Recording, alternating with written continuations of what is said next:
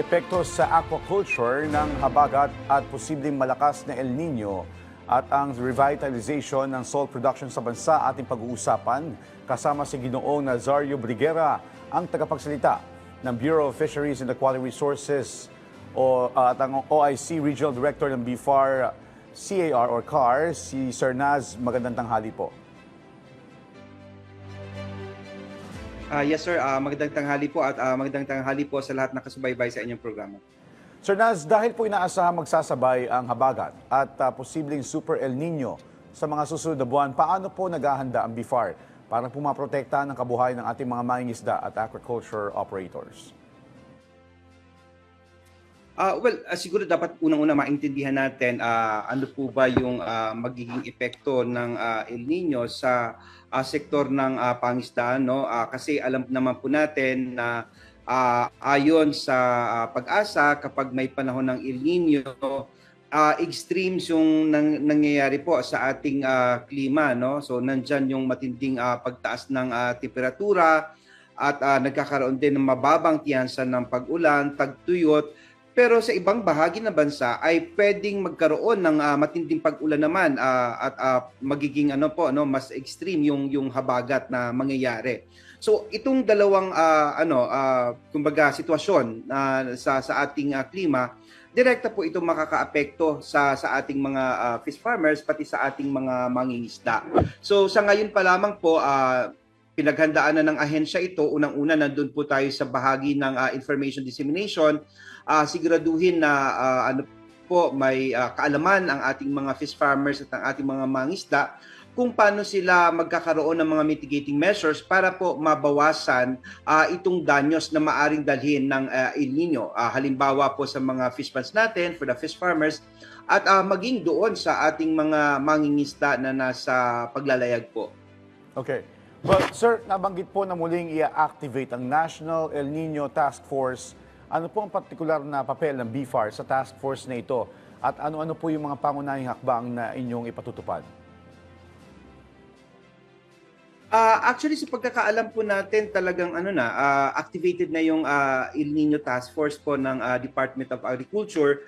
So, ang BFAR, ang ambag po ng Bureau of Fisheries and Aquatic Resources ay masiguro, katulad nga ng nasabi ko po kanina, na magkaroon ng massive information dissemination kung ano yung mga pwedeng gawin ng ating mga fish farmers at ang ating mga mangingisda na nasa capture fisheries. So unang-una dyan po yung pagsulong po ng tinatawag natin na good aquaculture practices. Kapag panahon po kasi ng tag-init, no, kung mataas ang temperatura, posible po na yung ating mga fish ponds halimbawa ay mababa yung dissolved oxygen level.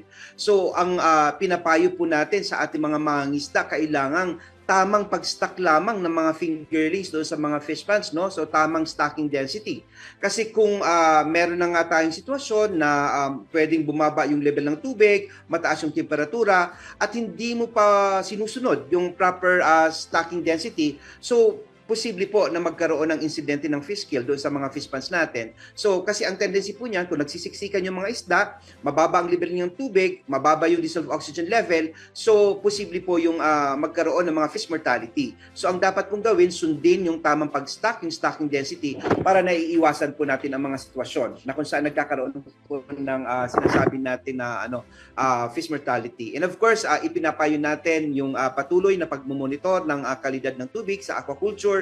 Ang Bureau of Fisheries and Aquatic Resources naman po ay may mga handang technical personnel. Mayroon po kaming laboratory divisions at meron po kaming mga trained technical personnel na handa po magbigay ng technical assistance para po doon sa pag-monitor ng mga fish ponds natin. And of course, ang sinasabi din natin, patibayin yung mga dike ng ating mga fish ponds kasi sa ibang lugar nga posibleng matinding pag-ulan or matinding pagbaha. So ito po yung mga mitigating measures na isinusulong natin para sa ating mga fish farmers para po yun nga maiwasan or mabawasan yung danyos sa ating fishery sector, sir.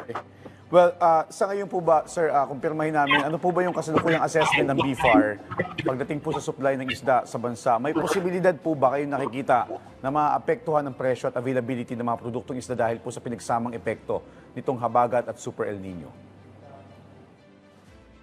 Well, sa ngayon, masasabi natin stable pa naman ang supply at sinasabi ko nga na kung ipapatupad natin yung mga mitigating measures, mga preventive measures, maiiwasan natin yung tinatawag nating malawakang epekto ng El Nino. Kasi ang concern natin, talagang ang goal natin, hanggat maaari sa kabila ng kalamidad, ay stable ang presyo ng isda. So marami naman po tayong mga sources, no, kapag ganitong may ganito po tayong sitwasyon, marami po tayong pinagkukuhanan, nandiyan po yung aquaculture, meron pa rin po tayong capture fisheries, no, sa mga ganitong pagkakataon at halimbawa, doon sa mga fish ponds kung maapektuhan, meron naman po tayong mga fish cages na alternatibo din na pwedeng mapagkuhanan. So sa lahat po ng sitwasyon, tinitingnan na natin yan at tinitingnan natin kung ano yung lugar na hindi apektado, yung po yung mag-o-augment ng supply doon sa mga lugar na masyado pong naapektuhan para mabalansin po natin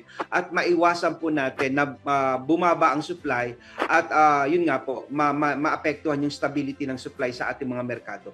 Okay. Well, maganda po na nabanggit nyo nga po kanina na may mga tauhan po kayo for monitoring. Pero kumusta po yung tugon ng mga LGU sa inyong koordinasyon sa kanila para po hindi nila i-take for granted itong information dissemination para nga po maiwasan itong fish kill sa kanilang mga lugar dahil sa epekto ng panahon? Well, sir, alam naman po natin ang mga lokal na pamahalaan. Sila po ay ang tinuturing natin ng mga frontliners pagdating po dun sa ground. So, malawak po ang pakikipag-ugnayan ng Bureau of Fisheries and Aquatic Resources sa ating mga local government units. Nakikipag-ugnayan po tayo sa kanila para mas epektibo po nating maipatupad yung sinasabi natin ng mga mitigating measures, pati yung pong mga programa, halimbawa kung nagkaroon na ng epekto, paano po yung tinatawag natin na rehabilitation activities, no? Kasi kung may maapektuhan man, dapat handa po ang pamahalaan. Kaya ngayon pa lang po sinisiguro natin ang DAB-FAR sapat po yung supply ng ating mga fingerlings, ano? Kasi kung po may maepektuhan ng mga fish farmers, dapat po nandiyan kaagad ang pamahalaan para tumugon. Kaya po talagang aktibo nating ipapatupad yung tinatawag natin na National Fingerling Dispersal Program, lalo na po sa mga pagkakataon na may ganito pong kalamidad. Okay. Sir, may mga particular po bang rehiyon o fishing grounds na mas mataas ang panganib na maapektuhan ng El Nino? At paano po yung monitoring ng BFAR dito? Nabanggit niyo po kanina na merong mga lugar na hindi masyado maapektuhan na siya mag-o-augment sa mga apektadong lugar. Well, sa ngayon patuloy din ang ating pagkalap ng impormasyon, patuloy po tayo nakikipag-ugnayan po sa Pag-asa din para matukoy natin yung mga specific areas, no, pagdating po doon sa epekto po ng El Nino, no. At may mga may mga sitwasyon na sabi ko nga na posible ang isang lugar ay talaga nagkaroon ng malawakang pag-ulan, pero sa isang lugar naman ay hindi ganoon ang epekto, halimbawa sa parte ng Mindanao. So pag-aaralan po natin 'yan. Titingnan po natin yung sitwasyon base sa mga forecast po ng Pag-asa. At kapag po nangyari ito, ang ganitong sitwasyon, titingnan din natin ano yung mga rehiyon na pwedeng sumalo doon sa mga rehiyon na talagang tinamaan. Pero hindi natin inaalis yung posibilidad na posibleng malawakan ito. Ang nararapat lamang nating gawin ay yung mga mitigating measures at kung talagang malawakan ang naging epekto, dapat po handa po tayo doon sa mga tinatawag natin na rehabilitation mechanisms para matulungan po natin ang sektor ng pangisdaan na makabangon kaagad. Okay. Sa ibang usapin naman po, Sir Naz, isa po sa mga layunin ng pamahalaan ay mapalakas muli ang lokal na industriya ng asin. Kamusta po ang pagsusulong ng revitalization ng domestic salt production at ano-ano na po yung mga programang kasalukuyang ipinatutupad?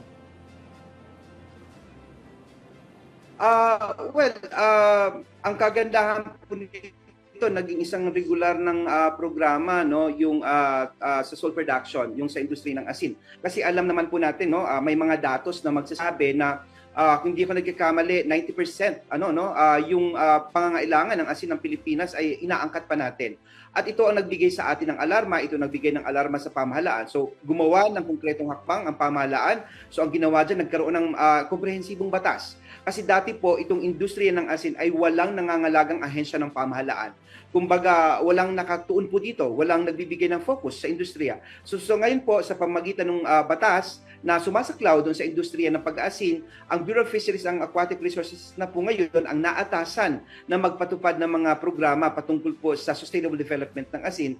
At marami na po tayong progress na pwede nating masabi dyan mula nung magkaroon po ng isang komprehensibong programa ang salt industry. So ang BFAR po ay nagkaroon na ng mga pagsasanay sa ating mga salt farmers. Maliban sa pagsasanay or capacity building, nandyan din po yung pamimigay ng mga production inputs doon sa ating lalo na sa ating mga small scale farmers.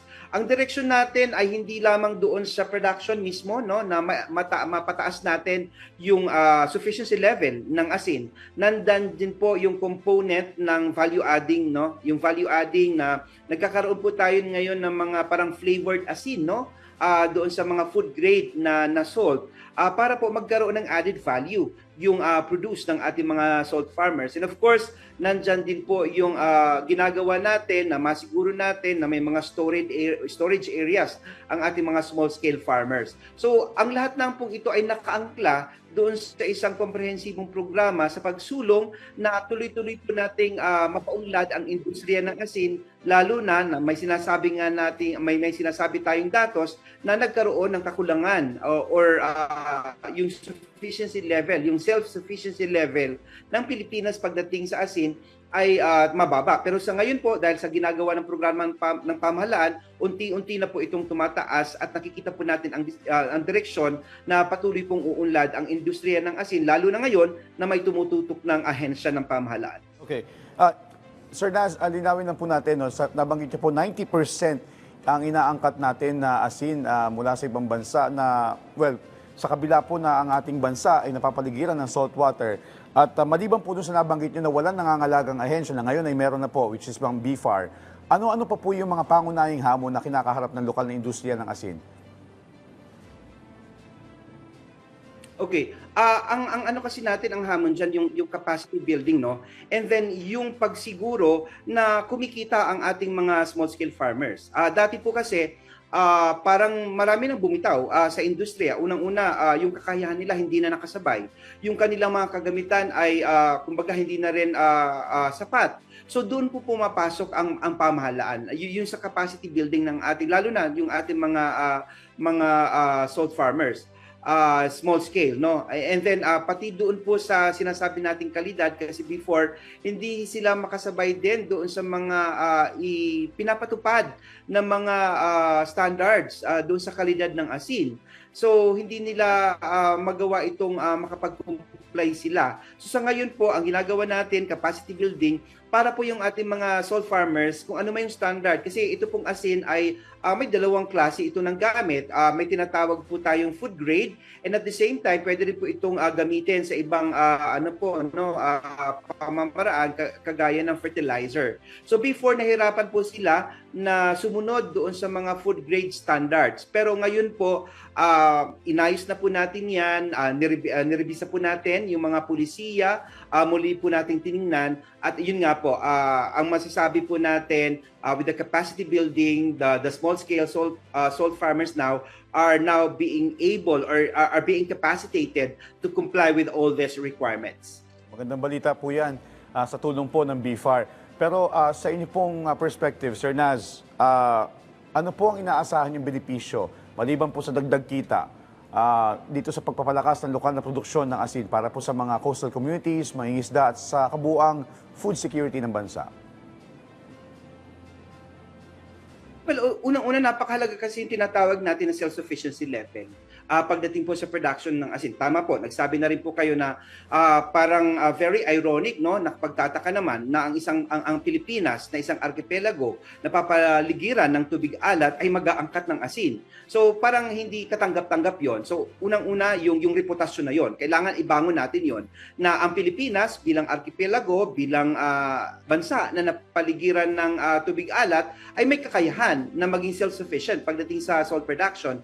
Pangalawa, yung profitability ng industry, gusto nating masiguro na talagang kumikita yung ating mga salt farmers. So yun naman ang layunin ng pamahalaan, no, na kasabay ng pagpapataas ng produksyon ay dapat umaangat din ang kabuhayan, ang kita ng ating mga salt farmers. Alright, mensahe nyo na lang po sa ating mga kababayan, sir. Go ahead. Ang Bureau of Fisheries and Aquatic Resources po bilang may mandato patungkol po sa likaskayang pangangasiwa at paglinang ng ating yamang tubig, ang ating yamang dagat ay patuloy pong nagsusumikap na makapagpatupad ng mga programa sa panahon man na may hamon o wala. Katulad ngayon may hinaharap tayong krisis, may agad na tugon ang pamahalaan at maliban po dyan, yung mga regular programa po natin ay naipapatupad natin ng epektibo para masiguro po natin na nasasabayan naman natin ang sipag, ang tiyaga ng mga mangingisdang Pilipino. Alright, maraming salamat po sa inyong oras at sa impormasyon, Ginoon Nazario Briguera, ang tagapagsalita ng BFAR at OIC, Regional Director ng BFAR CAR. Thank you, sir.